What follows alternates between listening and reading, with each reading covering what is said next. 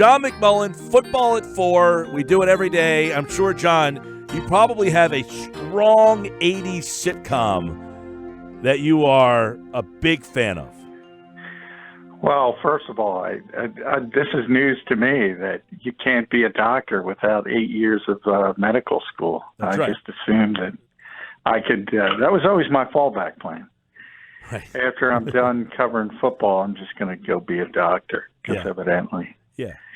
Anybody. I mean, you just want to leave high school and why can't I go to the NBA? I'm 18 years old. I don't need to go to college. I don't want to. Well, if the NBA says you have to, guess what? You must. 80 sitcoms, though, that's sort of an ugly era of television.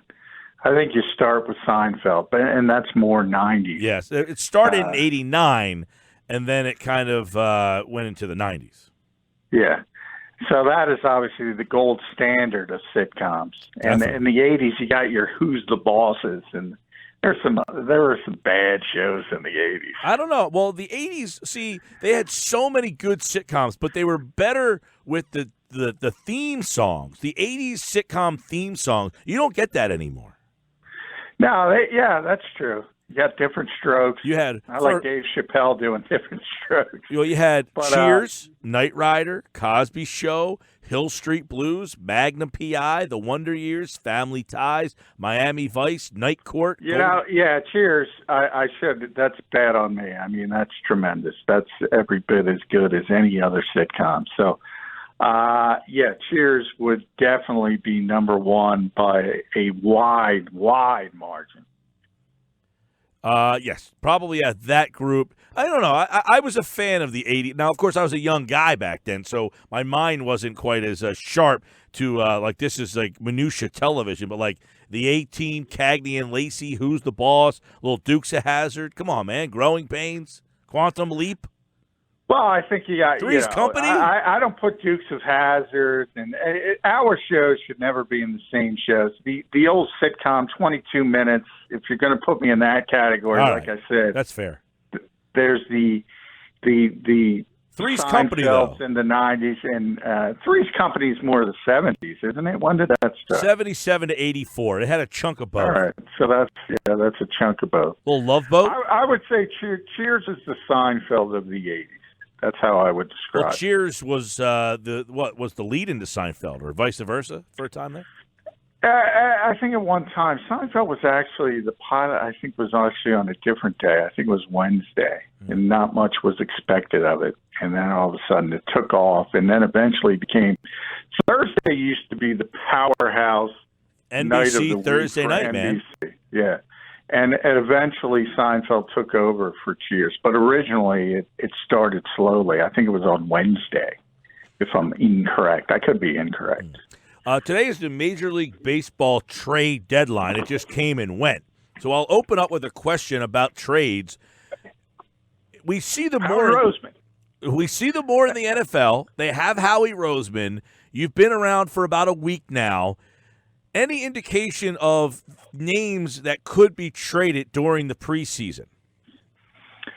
Well, Howie, I mean, history says he's going to make a trade. Exactly. He always makes a trade in August, and sometimes it's two. Sometimes they're smaller names. You remember the great Dennis Kelly for Dorial Green Beckham trade. That was a dominating trade at Alan Barber. So he always makes a trade. Terrence Brooks, it's usually a lesser name. And it's basically, if you're deep at a position and he can get a draft pick and the guy's not going to make a team, why not do it? And I think that's more the trade you're likely to see. And you start thinking about Joe Douglas being up the turnpike with the Jets. Maybe he likes a player that's not going to make the Eagles roster. Maybe he can get a conditional 7th-round pick, something like that. I think that's the kind of trade you're going to see. I don't think it's going to be any earth-shattering Sam Bradford-like trade that opens the door for somebody else. I think it's going to be back of the roster. Maybe the 6th cornerback if Carvon LeBlanc comes back and he's healthy. Maybe something like that. Maybe because now you have Orlando Scandrick. So there's a 32-year-old guy who's probably not going to get traded, not much value. So you start talking about moving a younger corner if you can get something. Yep, and I know a lot of talk today. You wrote about Cody Kessler, the third-string quarterback spot, which I know in a lot of spots doesn't, move the needle a whole heck of a lot, but we know how much the backup quarterback has meant to this franchise. But Clayton Thorson, apparently, he's had a rough go at it, and you wonder if Cody Kessler puts on a little bit of a show during some of these games that people would call about him. Yeah, that's a possibility as well. Or it's everybody's looking for a quarterback, so there's no question about that. And the Eagles have a reputation for developing quarterbacks and doing good things with quarterbacks. So just being around Doug Peterson kind of puts a little shine on it, and maybe that happens for Cody. I think, though, the Eagles should be looking harder at him as a potential quarterback for this team because you mean sold. Like pushing Sudfeld? Yeah, I'm not sold at all on Nate Sudfeld. And I know, and I say this, and this team seems to be, there's no evidence moving in the direction that Cody Kessler is going to push him. I don't necessarily agree with that.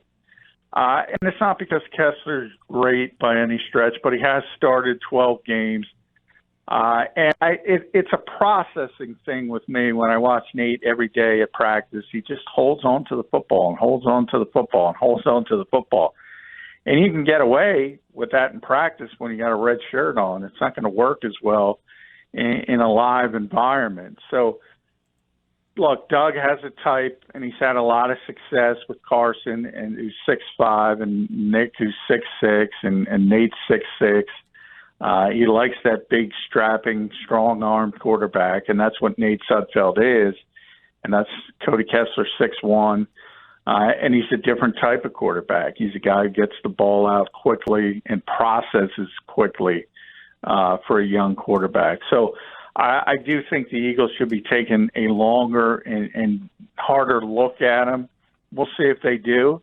If they don't, yeah, like I said, I mean, he's a veteran quarterback, and there's always teams in this league looking for quarterbacks. So it's not going to be anything earth-shattering. But if somebody gets hurt in another city and you need a guy who can come in and learn the system quickly, and that's kind of what I wrote about at 973ESPN.com. That's the thing about Cody. His dad was a coach. He's really smart. He's always in his iPad. He's always learning. He's always preparing. He's the kind of guy that can come in on short notice and learn the offense quickly. Yeah, and it's something Mike Groh, I think you asked the question. He said, I like the way you state that. Kessler's kind of come in here and kind of acclimated himself pretty quickly, which I guess is something that's an advantage over a guy like Thorson, who's a rookie and probably struggling with some of the terminology. Yeah, I don't know if it's that, because Clayton's really smart as well. I mean, it's tough for rookies anytime, but he's a Northwestern kid, so he's smart coming in. I don't think that's the issue. It's just it's been difficult for him to ramp up, and it happens to a lot of young quarterbacks. And it comes to the situation, everyone assumes, and I've been in this camp to date, that the Eagles don't think they can get him through waivers, so they're going to put him on the roster. Who's that, Thorson? If the guy who has been at camp is shown in preseason, you're going to be able to get him through waivers. You don't have to worry about that. So, I mean, he's got to improve drastically in the preseason. And if he does, we talk about it. It's not just Howie Roseman. It's people default to their draft choices. They want him to succeed. They want them to succeed always, and they get the benefit of the doubt. And that changes after a while. It's changed with Donnell Pumphrey, but that first year you get the benefit of the doubt. And, Cody Kessler was once a third-round pick. So that's kind of evaporated for him because things changed in Cleveland.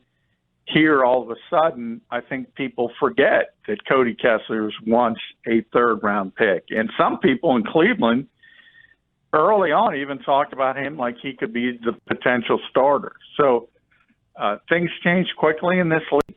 But I do think there's some talent there, and the Eagles should be taking a closer look at Cody Kessler. Football 4 at JF McMullen. John McMullen with us here at Eagles Day 6 today. It was hot up there today.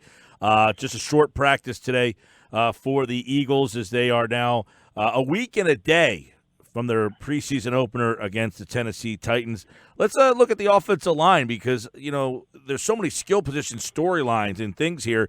Everybody just kind of takes for granted that the line is going to be, Kelsey, Peters, Lane Johnson, Brooks, who's been hurt, and Sayamala, who was the left guard last year. But what's that offensive line looking like now? Do you think opening day it will be those 5? Well, the only question is Brandon Brooks. If everybody else is healthy, they're going to be there. And Brandon's coming off an Achilles, and he's been able to do individual work, and he's been in group installs, so he's way ahead of where people projected. But if you look at an Achilles injury on a 350-pound guy, he tore it in the playoffs in January. So we're not we're talking about 7 months in August. That is a short time frame. And I don't know. He's cleared. So it's sort of one of those things you got to go by feel. His goal has always been to be out there week 1. He seems online for that particular goal. And that's, hey, if he's there, that's in the conversation for being the best offensive line in the NFL. And Pro Football Focus, for one, rated them as the best offensive line. And there's tremendous depth as well with Andre Dillard, who has looked every bit of a first-round pick, certainly as a pass protector. He's just a natural pass protector. He's tremendous at it. And I think I talk about it all the time. While fans might not like him, Halapoulivaati Vaitai is a pretty good backup player in this league. And if you need him to start week 1 at right guard, he'll hold down the fort. John, you also, some of the things, with this team, yes, they have the offensive line, and we think those are the guys, but you're an injury away from crazy things happening, and I think you're seeing the mind of the coaching staff right now. What do we do if this happens? Jason Kelsey didn't practice today, just kind of a day to kind of, give him rest. What happens if he got hurt? Who goes into that spot? Because Sayamala is a starting left guard. Do they disrupt that? Because a lot of times their philosophy has been, well, we don't want to make 2 changes if we don't have to. But it seemed like today that Sayamala would move over to center and maybe Wiz would go to the guard spot. Yeah, I don't know if that's the case. I think that's just one of those camp things. You're right. Jason Kelsey got a maintenance day today, so Isaac moved over and he was the first-team center. And I think we're going to take a maintenance day tomorrow. How about that? That would be better because tomorrow is the longest practice of the year on the schedule. So that's one of the reasons why they probably gave him a maintenance day. Jason Peters, too, he did some individual work, but he sat out of team drills. And that's just what you do with veteran players. And some of these, the last 2 days were really long, really physical practices. So you just shut them down. And Isaac, they've always said they think long-term center might be his best position, but obviously you have an all-pro center here. So they want to mix and match, and even the second team, I wrote about Nate Herbig, who's an undrafted free agent, never played center before in his life until today, and they threw him in there as a second-team center. And that's kind of what you want to see, and especially with backup players. Do you have versatility? Thing with Wisniewski is the Eagles know what he can do, and they seem to have him pigeonholed to a certain extent in the fact that they know what he is and they understand what he is. And if they need him, he's like the break glass in case of emergency. But they would prefer to have a more athletic player at every position. That's been their knock with Wiz. And Isaac is very athletic. Well, you're right. Jeff Stoutland says constantly, and I would always talk about this with Jason Peters, and people would always say, well, is Lane Johnson going to move to the left side? And Jeff said 2 years ago, no, it's not going to happen. I don't want to affect two positions, especially when a guy's an all-pro at right tackle. And that's been his philosophy. Don't affect two positions if you don't have to. So if Wiz is here and they needed somebody to come in for Jason Kelce, it would be him before Isaac Seumalo. Now, the question is, do they like one of their younger players enough to cut Wiz? I think that's the bigger question, because they have three undrafted young guys who they really like. If one of those guys proves to Jeff Stoutland that he thinks they're going to be good players, then all of a sudden you might just cut Wiz, and then Isaac would then be the backup center. Yeah. I always find that whole dynamic interesting that you described. Is everybody always says, well, Lane Johnson's your best left tackle, just move him over there, and then put somebody else at right, and then Stoutland will say, well, we don't want to disrupt the apple cart.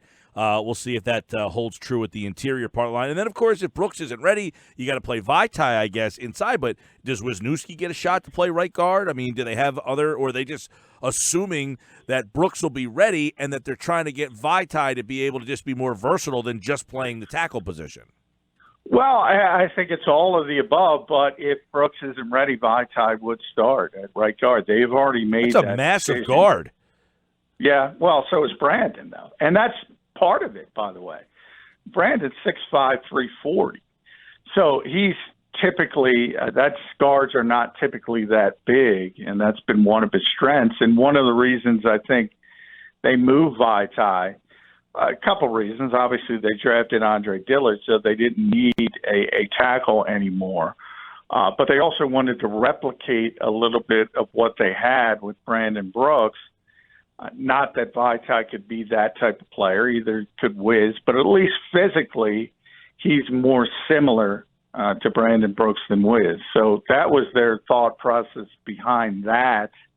And one of the reasons they moved in that direction, he's also more athletic, as I said.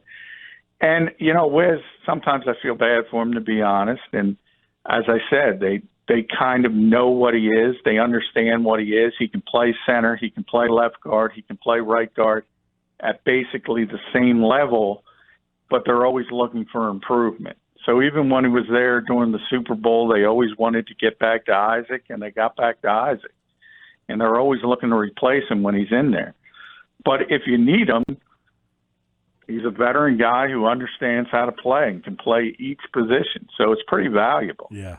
Hey, I remember when Sam Bradford was, coming off the ACL, and you would be like, how does he look this year as opposed to, when you saw him in the past? Does Wentz look is it noticeable that he is more mobile than he was at this time last year? I guess he wasn't doing much at this time last year. No, he wasn't. So he is. He's much different. And a lot of it has to do just from the mental aspect of it. He ditched the knee brace. He hated the knee brace. He didn't like playing with it. And so just from a comfort factor, he feels much better. Yeah, and he's completely cleared, and he has been since the spring. He's taken every first-team rep. There's no concern over that. So he's healthy for the first time in a long time in the offseason. At some point, I think the Eagles, and Doug said, they'll have him on a pitch count like with everybody just because you want to keep his arm healthy. And you'll see more reps in the preseason. Obviously, Carson's not going to play a ton. But from a standpoint of him coming off that ACL and getting that knee brace off, and obviously the stress fracture in his back last year, he's completely healthy. He's a full go. And that wasn't the case last year. John, I think each day as we get closer to the season here, there'll be one guy that's like the most popular guy. It seems like J.J. Arcega-Whiteside is maybe that guy. Greg Ward. They've got we talked about the depth at receiver, the fun receiving here, but they got a lot of pretty good receivers, many of which aren't going to get a lot of time. No, and I think there's going to be NFL-level receivers cut or guys who can play in the league just because they have so many. And they've come a long way at that position. It was once one of the biggest weaknesses when Doug first got here. Now it's arguably one of their biggest strengths. Yeah. And they're easily 4 deep, depending on how much you like Mac Hollins. They're 5 deep. And then you start talking to guys like Greg Ward. And I don't want to overstate it because, this is the third summer that Greg has been here. And he hasn't been able to make the 53-man. And obviously he hasn't made it elsewhere in the NFL. So I'm not saying he could go somewhere and be a star. Or Mark and Michelle, I think, is an NFL-level player.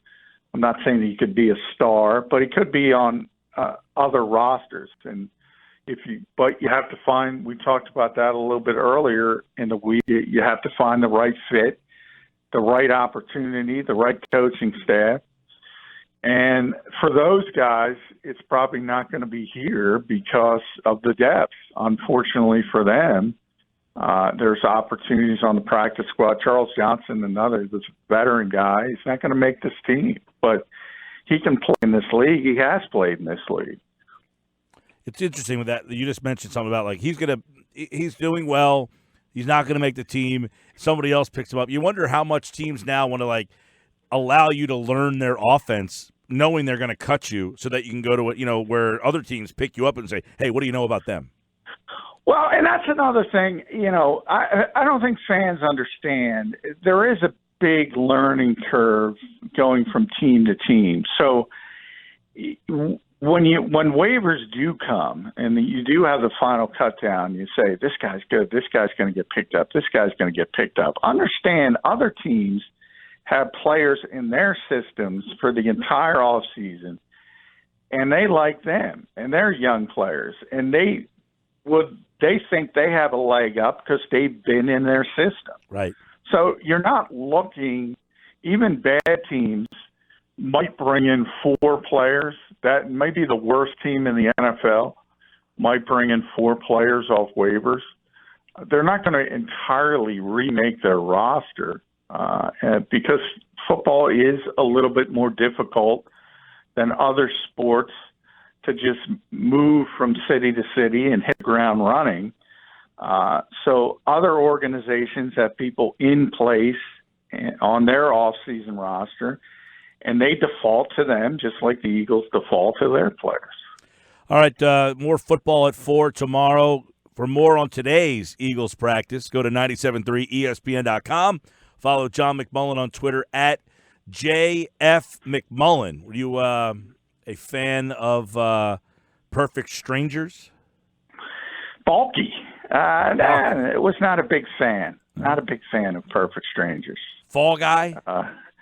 Fall Guy was Lee Majors. That's more of a that's not a bad show, but that's an hour show. So that's right. what I said. It's more to me, hour. That's not as – yeah. To me, the sitcom Perfect Strangers is a true sitcom. Who's the Boss? Cheers. Those are sitcoms. Yeah, Who's the Boss was that was what's her name? Alyssa Milano. Alyssa Milano. How do I get that wrong? Too young, Alyssa Milano. Got very attractive as she got older. She did. Well, she was back then. She was, well, I was my age. I was like 9, Well, yeah, but you can't say that. You can say Charles in Charge, for instance. Nicole Eggert was on that show. That's right. At a very young age, and you could tell good things were going to happen for her. I'll just say that. All right, we'll do it again tomorrow. Johnny Mac, football at 4. Thanks, pal. All right, thanks.